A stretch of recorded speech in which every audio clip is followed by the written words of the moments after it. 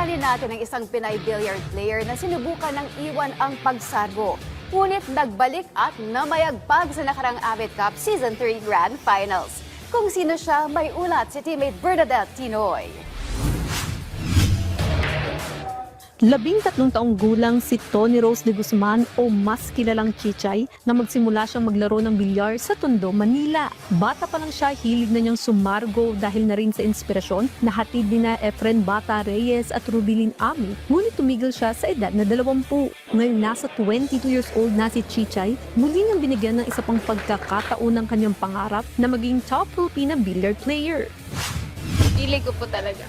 Wala pong nagtuturo sa akin maglaro. Kumbaga, inaano ko yung sarili ko na matuto po na walang nagtuturo sa akin. Sa pagbabalik ng QRTs, sumalang siya sa Premier Billiard Tournament na Amit Cup kung saan hindi lang siya nagpamalas ng galing sa harap mismo ni Rubilin Amit, kundi ng timpang kampyonato sa Amit Cup Season 3 Grand Finals Intermediate Division. Di ko po expect. Kasi po ang dami pong magagaling. Di ko din po akalain na ako po yung ako yung mananalo, ganun po. Ayon kay Chichay, malaki ang nabibigay ng oportunidad na nasabing paligsahan para sa tulad niyang amateur player na nais din mamayagpag sa mundo ng bilyar. Sa pamamagitan din anya nito, mas maraming Pinay player ang matidiskubre mula sa iba't ibang panig ng bansa. Madaming mga kababaihan may opportunity na bigyan ng kakayahan sa bilyar.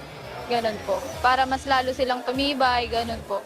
Marami din pong matutunan sa larong bilyar po. Bernadette Tinoy para sa Atletang Pilipino, para sa Bagong Pilipinas.